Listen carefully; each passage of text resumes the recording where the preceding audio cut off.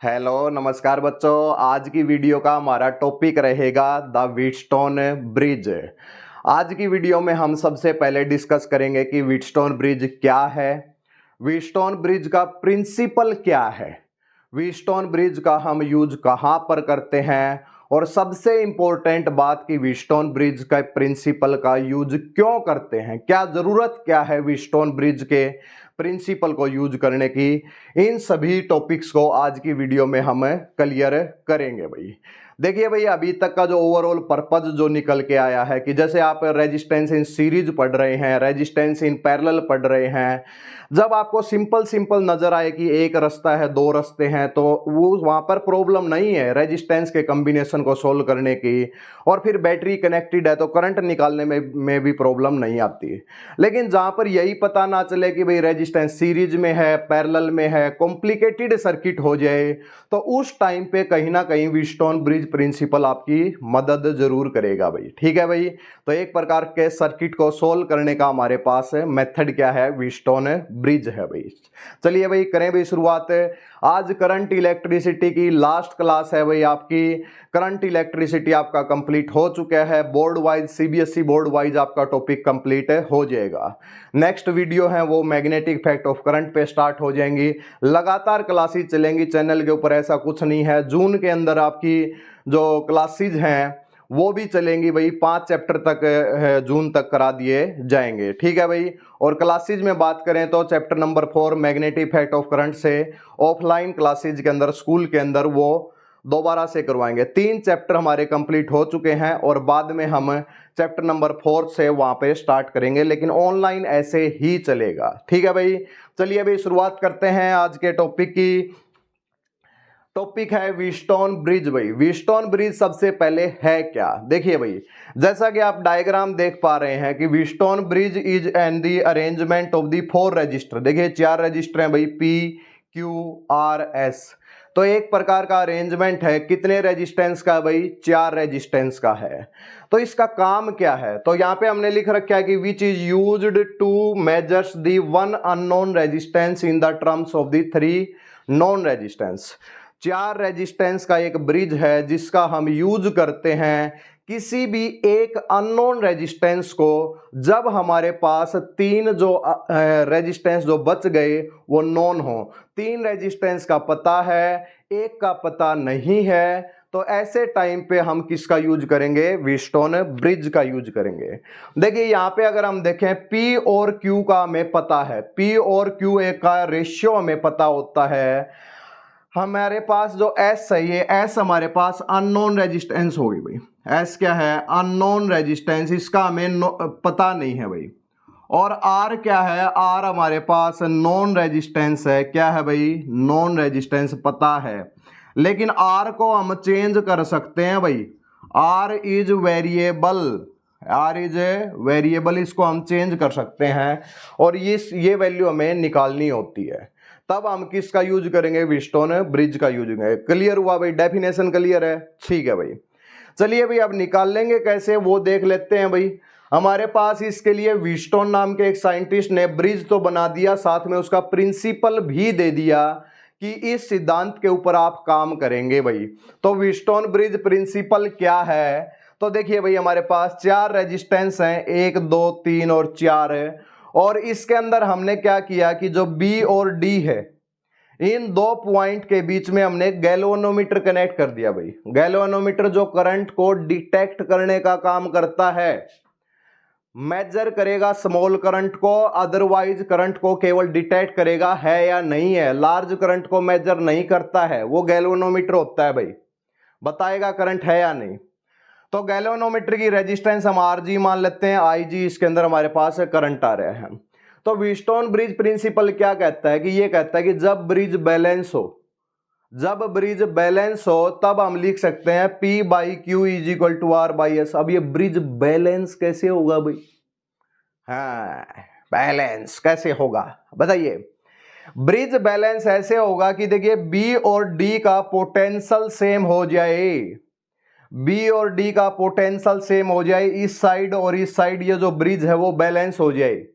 Clear है, इस side का जो है इसके साथ बैलेंस हो जाए, इन दोनों पॉइंट का पोटेंशियल सेम हो जाए, तब ब्रिज बैलेंस होगा। कई बार एग्जाम में पूछ लेता है कि ब्रिज बैलेंस की कंडीशन क्या है भाई, तो हम कहें बी और डी का पोटेंशियल सेम है। जब पोटेंशियल सेम है तो क्या इस वायर के थ्रू करंट आएगा? बिल्कुल नहीं आएगा भाई। भाई पोटेंशियल डिफरेंस ही नहीं है तो करंट क्यों आएगा भाई? ठीक है, यानी कि इस गैल्वेनोमीटर में करंट होगा क्या? नहीं होगा भाई, करंट है इसके अंदर कोई भी करंट है नहीं होगा। और करंट नहीं होगा इस वायर के अंदर तो क्या इसका कोई यूज है? क्या यूज नहीं है, तो इस वायर को हम हटा देंगे। तो ब्रिज बैलेंस की कंडीशन ये है कि galvanometer shows the no deflection, कोई डिफ्लेक्शन ही शो नहीं करेगा क्या गैल्वेनोमीटर, तब ब्रिज बैलेंस है। तब ब्रिज क्या है? बैलेंस। लिख भी रखा है देखिए, Wheatstone bridge principle it states that if the Wheatstone bridge is balanced, और बैलेंस की कंडीशन है कि galvanometer shows the no deflection, then तब क्या होगा? P by Q is equal to R by S होगा भाई। ये समझ में आया भाई? Galvanometer shows the no deflection, bridge is balance, तब क्या अप्लाई होके आएगा? P by Q is equal to R by S। आप इसका उल्टा भी कर सकते हैं भाई।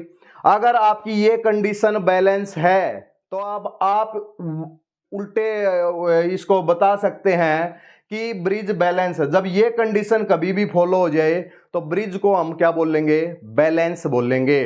कॉम्प्लिकेटेड सर्किट को सॉल्व करने में रामबाण साबित होगा कौन? व्हीटस्टोन प्रिंसिपल भाई। क्लियर है भाई? आदर्श वाले जितने प्रेजेंट हैं प्रेजेंट बताइए, कोई डाउट है तो डाउट बिल्कुल डालिए भाई, डाउट का जवाब जरूर दिया जाएगा। ठीक है भाई, चलिए भाई इसको नोट डाउन कीजिए। इसका प्रूफ देख लेते हैं भाई, प्रूफ क्या होगा? प्रूफ किस से सोल्व करेंगे? हम किरचॉफ्स लॉ से इसको सोल्व करेंगे। तो कई बार एग्जाम में व्हीटस्टोन प्रिंसिपल और उसका डेरिवेशन पूछता, अब इसका डेरिवेशन हम डिस्कस करेंगे। जल्दी से इसको नोट डाउन कीजिए भाई।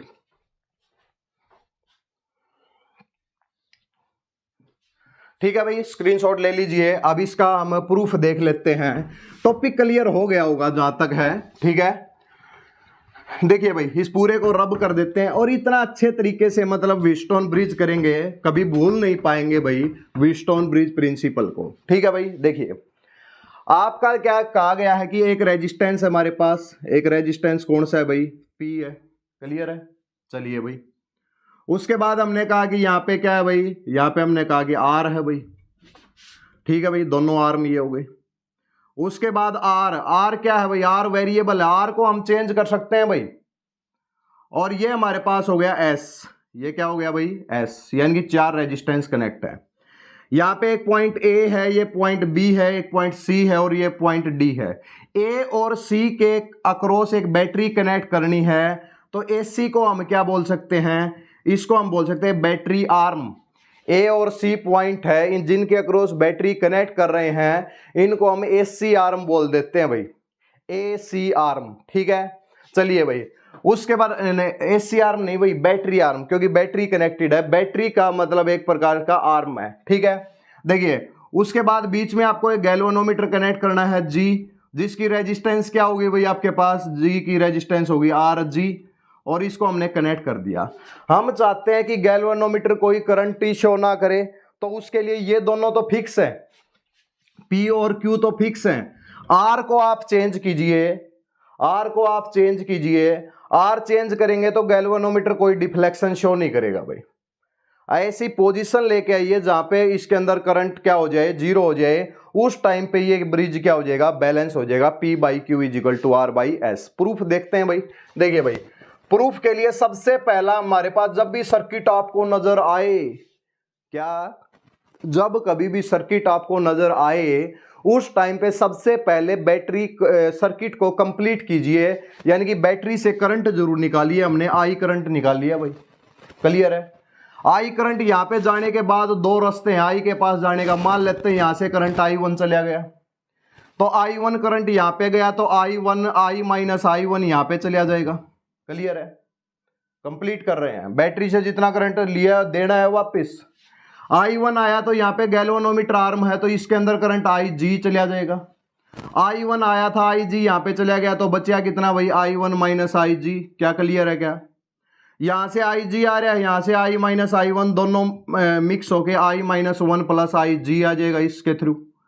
और यहाँ से आई वन माइनस आई जी, यहाँ से आई माइनस आई वन प्लस आई जी दोनों को ऐड कर दीजिए। आई जी से आई जी कैंसिल आउट, आई वन से आई वन कैंसिल आउट। कितना निकलेगा करंट? आई। कितना आ गया? आई। बैटरी को कितना मिल गया? आई मिल गया भाई। ये की हटा देते हैं भाई, ठीक है। क्या क्लियर है क्या? दे बताइए भाई। बैटरी को पहले तो पूरे सर्किट को कंप्लीट करना है, तो बैटरी से करंट निकालिए और डिफरेंट आर्म के अंदर करंट को आप क्या करेंगे? डिवाइड करेंगे और वापस करंट को ऐड करके बैटरी को दे देंगे भाई, ठीक है। कंटिन्यूअस फ्लो बना रहे, ठीक है भाई। आपको प्रूफ के लिए क्या करना है? आपको किरचॉफ्स लॉ लगाना है, तो हम क्या वर्ड यूज करेंगे? Using Kirchhoff's law. तो अगर किसी ने किरचॉफ्स लॉ की वीडियो नहीं देखी है तो भाई अपने पिछली इससे जो पिछली वीडियो है वो किरचॉफ्स लॉ के ऊपर ही आई है। और जितनी वीडियो नहीं देखी है पहले उनको देखिए, फिर बाद में यहाँ पे आइए, ठीक है। किरचॉफ्स लॉ का यूज करेंगे। किरचॉफ्स लॉ का यूज करने की सबसे पहली कंडीशन याद होगी जल्दी से बताइए भाई आप, क्या होगी भाई? सबसे पहले क्लोज सर्किट मानना है भाई। तो आप यहाँ पे हम एक क्लोज्ड लूप ले लेते हैं, ए बी डी ए। तो एक हमने लूप ली इन क्लोज्ड लूप, कौन सी लूप है? A B D A, A B D A. इस क्लोज लूप के अक्रॉस चेंज इन पोटेंशियल का सम क्या होगा? Zero. Algebraic sum of change in potential zero होगा। बताइए भाई साइन कन्वेंशन बताइए। अगर आपको बैटरी का नेगेटिव टर्मिनल पहले आ जाए तो उसका ईएमएफ हमेशा पॉजिटिव लेंगे। अगर आप करंट की डायरेक्शन में चल रहे हैं तो आपका चेंज इन पोटेंशियल हमेशा नेगेटिव लेंगे। ये साइन कन्वेंशन ध्यान रखने हैं।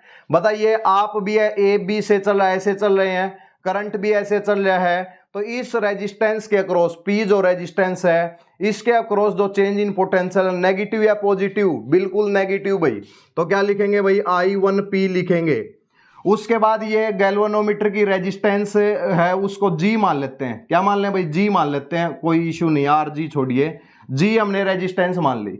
तो G रेजिस्टेंस है और IG हमारे पास क्या है? यहाँ पे करंट, तो सेम डायरेक्शन है तो क्या लिखेंगे? माइनस का IG इंटू G। फिर वापिस आएंगे, करंट सामने से आ रहा है भाई। अब की बार करंट सामने से, आप सेम डायरेक्शन में नहीं है तो पॉजिटिव लेंगे भाई। तो कितना आ जाएगा? I माइनस का I1 इंटू क्या आ जाएगा? R इज इक्वल टू क्या होगा? जीरो। ये इक्वेशन नंबर फर्स्ट है भाई अपने पास। क्लियर है क्या? एक हमने इक्वेशन लिख दी। सेकंड आप बताइए, in the B C D B, ये लगा लीजिए, इस लूप के अंदर घूमिए भाई। तो हम क्या लिखेंगे? इन लूप, कौन सी लूप है भाई? बी सी डी बी, ठीक है भाई। इस लूप के अक्रॉस घूमिए। बताइए करंट और आपकी डायरेक्शन सेम है क्या? बिल्कुल सेम है भाई। तो I1 माइनस आई जी इंटू में क्या आ जाएगा? Q आ जाएगा। यहाँ पे आपकी और करंट की डायरेक्शन अपोजिट है तो पॉजिटिव ले लेंगे भाई। तो यहाँ पे हमारे पास क्या आ जाएगा? I माइनस का I1 प्लस आई जी इंटू क्या होगा? S होगा भाई। उसके बाद इस गैल्वेनोमीटर में अब की बार आप अपोजिट में है, तो अपोजिट में है तो पहले अब की बार क्या आ जाएगा? G इंटू में आई जी इज इक्वल टू क्या होगा? जीरो। ये इक्वेशन नंबर 2 नहीं होगी क्या? क्लियर है? देखिए कई बार वीडियो के अंदर बल्लर की प्रॉब्लम आ जाती है तो वो 20 या 30 सेकंड रहती है, तो इतना घबराने की जरूरत नहीं है। ये सब हमारे हाथ में नहीं है, ठीक है। टेक्निकल वो है और ठीक है। चलिए भाई, अब हम कह रहे हैं कि दोनों के अंदर हो गया। अब बताइए कि ब्रिज बैलेंस है तभी तो P by Q is equal to R by S prove करना है। तो हम यहाँ पे ऐसा नहीं लिख सकते क्या? As bridge is balanced. हम इस कंडीशन को तो लेके चल ही रहे हैं ना। As bridge is balanced, balance है तो ब्रिज तो गैल्वेनोमीटर के अंदर कितना करंट आएगा भाई? IG जीरो होगा। IG जीरो होगा तो ऊपर वालों में तो IG लिया है भाई। तो एक काम कीजिए, इक्वेशन 1 और 2 के अंदर IG पुट कर दीजिए, यानी कि put IG is equal to zero in the equation first and second. First और सेकंड में IG जीरो पुट कीजिए। बताइए इसके अंदर IG जीरो, ये आपका जीरो हो जाएगा। तो हमारे पास आ जाएगा माइनस का I1P plus I minus I1 into क्या हो जाएगा? R is equal to zero. इसके अंदर IG पुट कर दिए, जीरो हो गया भाई। यहां से इसको आप सोल्व करेंगे तो आप ये समझिए कि ये हमारे पास आ गया I1P इसको उस साइड लेके जाएंगे तो I माइनस का I1 into are, equation number 3 लिख दी भाई हमने। इक्वेशन नंबर क्या हो गई भाई? 3 हो गई। क्लियर है? इफ सर्किट का कोई यूज रहा क्या हमारे पास? चलिए रखते हैं इसको, ऊपर वाले को रब करते हैं थोड़ा। एक इक्वेशन और लिखनी है इसमें अपने को। देखिए यहां पे हमारे पास 3 हो गया। अब इक्वेशन नंबर 2 के अंदर आई जी पुट कीजिए। आई जी 0 है तो ये कितना आ जाएगा? I1 इंटू जी। ठीक है भाई, I1 इंटू क्यू, क्यू आ जाएगा। यहां पे आई जी पुट कर कीजिए, I माइनस का I1 इंटू क्या आ जाएगा? S। और यहाँ पे आई जी 0 है तो इज इक्वल टू 0। इस इक्वेशन से हमारे पास आ गया I1 क्यू, क्या आ गया भाई? प्लस माइनस, यहाँ पे गलती नहीं कर दी क्या हमने? सेकंड इक्वेशन में माइनस लेना था ना, तो माइनस आएगा भाई, I1 माइनस I1। तो यहां से हमारे पास हो गया minus I1 Q is equal to I minus का I1 इंटू एस, और ये माइनस का माइनस माइनस क्या हो गया? प्लस। तो ये इक्वेशन नंबर 4 हो गई भाई। अब इक्वेशन नंबर 3 और इक्वेशन नंबर 4 को डिवाइड कर दीजिए भाई। इक्वेशन नंबर 3 और 4 को डिवाइड करना है, P by Q is equal to R by S करना है। तो divide the equation number 3 and equation number 4 भाई।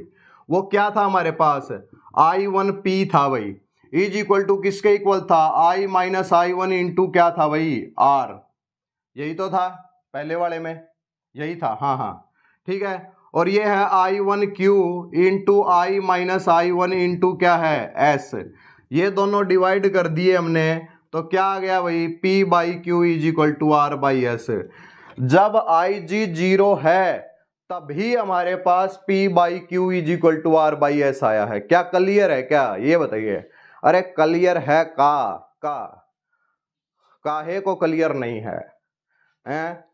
इतना अच्छे से तो समझा दिया, अब भी क्लियर ना है तो कोई ना, ऑनलाइन है, कुछ समझ में नहीं आया होगा कमेंट सेक्शन में डाल दो, क्लास में पूछ लेंगे क्या प्रॉब्लम है। ठीक है, P by Q is equal to R by S comment section में जरूर बताएं कहाँ तक आदर्श वाले प्रेजेंट है, पता लगता रहे हमें। ठीक है चलिए भाई, क्लियर है। चलिए इसके कुछ इंपॉर्टेंट पॉइंट्स बता देते हैं। इस जो मेथड को है, क्लियर है ना, अभी न्यूमेरिकल करेंगे बिल्कुल क्लियर हो जाएगा। इस मेथड को नल पॉइंट मेथड बोलते हैं भाई। क्या बोलते हैं? नल पॉइंट मेथड बोलते हैं, क्योंकि इसके अंदर हमारे पास डिफ्लेक्शन क्या हो जाता है? 0 हो जाता है। नल मीन्स 0, 0 डिफ्लेक्शन मेथड भी हम इसको बोल सकते हैं भाई। क्लियर है भाई? चलो भाई, पहला क्वेश्चन क्लियर है। दूसरा क्वेश्चन ये है कि इसके अंदर जो आपकी मेजरमेंट आती है रेजिस्टेंस की, वो एक्यूरेट मेजरमेंट आती है। क्या कौन सी मेजरमेंट आती है? एक्यूरेट मेजरमेंट आती है। ठीक है, सेकंड। तीसरा ये है कि ये जो व्हीटस्टोन ब्रिज है ये सेंसिटिव मतलब बेस्ट रिजल्ट कब देगा? ये बेस्ट रिजल्ट तब देगा जब हमारे पास पी क्यू आर एस चारों की रेजिस्टेंस कंपेरेबल हो। ऐसा नहीं कि एस की रेजिस्टेंस बहुत कम है, आर की ज्यादा है, इनकी ये तो चलो रेशियो हो जाएगा। इन दोनों की रेजिस्टेंस अगर एक की ज्यादा है एक की कम है तो ज्यादा सेंसिटिव व्हीटस्टोन ब्रिज नहीं होगा भाई। तो कई बार आपका एग्जाम में क्वेश्चन आता है कि सेंसिटिव ब्रिज की कंडीशन क्या है? कि the all the resistance should have the register should have the same resistance. ये हमारे पास टॉपिक मतलब आंसर होना चाहिए वहां पे। क्लियर है भाई? चलो भाई हो जाएगा। तो ठीक है, इतना ही क्वेश्चन ये है व्हीटस्टोन ब्रिज क्या है और उसका डेरिवेशन सोल्व कीजिए। एक न्यूमेरिकल अभी देखते हैं और उसके बाद टॉपिक को खत्म करते हैं। करंट इलेक्ट्रिसिटी ही खत्म हो जाएगा भाई। ठीक है भाई, चलिए आज से जून की वैकेशन भी स्टार्ट हो गई है, होमवर्क आपको मिल जाएगा। चलिए भाई, इसके बाद देखिए भाई एक क्वेश्चन ले रहे हैं और क्वेश्चन बड़ा सिंपल लेते हैं। सिंपल ही क्वेश्चन आता है, कॉम्प्लिकेटेड सर्किट को सोल्व करना है। चलो भाई देखिए भाई, एक अपने पास है रेजिस्टेंस। देखिए भाई कुछ डायग्राम ऐसे हमने बना दिया। ये है भाई 1 ohms भाई। ठीक है, ठीक है, ठीक है, हाँ ठीक है भाई। ये हमारे पास हो गया, हमारे पास एक रेजिस्टेंस हो गया, फिर एक हमारे पास फिर एक रेजिस्टेंस हो गया, उसके बाद हमारे पास फिर एक रेजिस्टेंस है। उसके बाद हमने यहाँ पे एक रेजिस्टेंस और कनेक्ट कर दिया भाई ऐसे करके, और एक रेजिस्टेंस हमने ऐसे कनेक्ट कर दिया भाई ऐसे करके, ऐसे। हाँ क्लास में भी करवाया है ऐसा क्वेश्चन, उस टाइम पे डायरेक्ट ही बता दिया था। यहाँ पे हम डाल देते हैं ये 1 ohms है हमारे पास, ठीक है 1 ohms है, ये 1 ohms है, ये हमारे पास 2 ohms है, ये हमारे पास 2 ohms है, ये हमारे पास 4 ohms है। ये कितना हो गया 4 ohms। और ये हमारे पास है 5 ohms। और बैटरी जो कनेक्टेड है 2 और 1 3 और 2 और 4 6, तो ये 18 और 2, और बैटरी हमारे पास है 10 वोल्ट की कनेक्टेड है। किसकी भाई? बैटरी 10 वोल्ट की कनेक्टेड है। देखिए हमने कहा कि कॉम्प्लिकेटेड सर्किट को, तो सबसे पहला क्वेश्चन आपके पास ये है कि अब भाई आप इसके अंदर आर इक्विवेलेंट निकालिए भाई, इक्विवेलेंट रेजिस्टेंस बताइए। सेकंड क्वेश्चन आपके पास है कि आप इसके अंदर भाई करंट बताइए। तीसरा क्वेश्चन ये है कि आप इसके अंदर करंट अक्रॉस ईच रजिस्टर बताइए भाई, सभी रजिस्टर के अक्रॉस आपको क्या बताना है? करंट बताना है। और फोर्थ है कि हर रजिस्टर के अक्रॉस आपको वोल्टेज बतानी है। दुनिया का सबसे अच्छा क्वेश्चन यही है कि सारी चीजें पता होनी चाहिए, आर इक्विवेलेंट आई पता होना चाहिए, अक्रॉस ईच रजिस्टर करंट पता होना चाहिए, और वोल्टेज अक्रॉस ईच रजिस्टर पता होनी चाहिए। वो सब चीजें आपको पता होनी चाहिए भाई, ठीक है भाई, कर लें भाई, ठीक है भाई। वोल्टेज मतलब पोटेंशियल डिफरेंस, क्या करें? पोटेंशियल डिफरेंस निकालना है। चलो भाई शुरुआत करते हैं क्वेश्चन की, बिल्कुल सिंपल वे में। पता नहीं लग रहा कौन सा सीरीज में कौन सा पैरेलल में है, ठीक है। तो इसके लिए थोड़ा सा इसको सोल्व करेंगे। तो ये बताइए क्या ये दोनों भाई पैरेलल के अंदर है?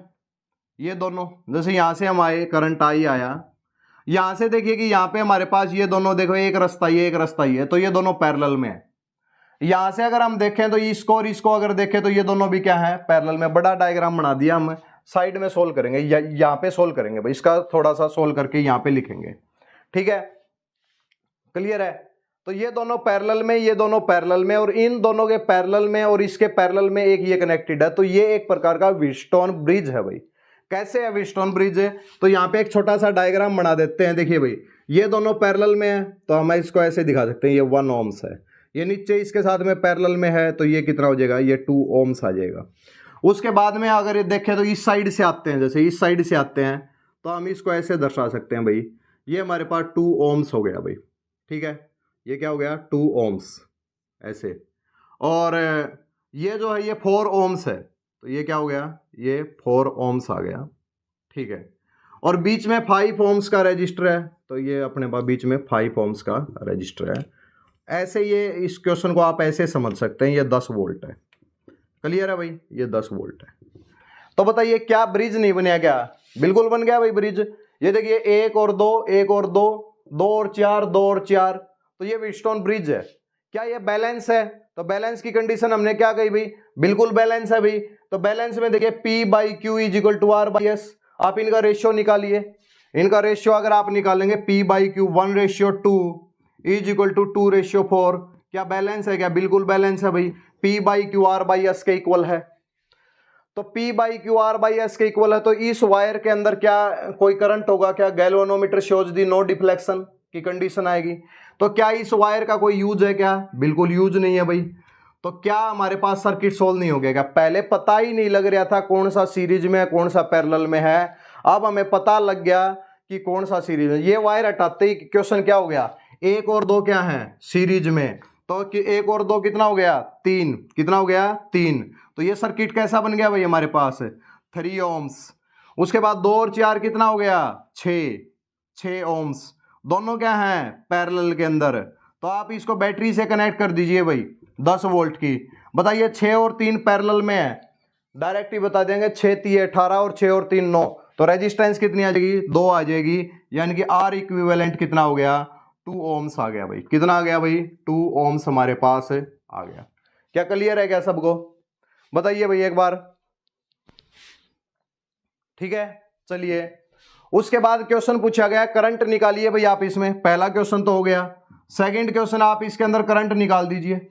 करंट आप निकालेंगे तो करंट क्या होता है? V/R equivalent. V कितना है भाई? 10, R कितना है? 2, करंट कितना आ गया? 5 एम्पियर आ गया भाई। कितना करंट आ गया? 5 एम्पियर।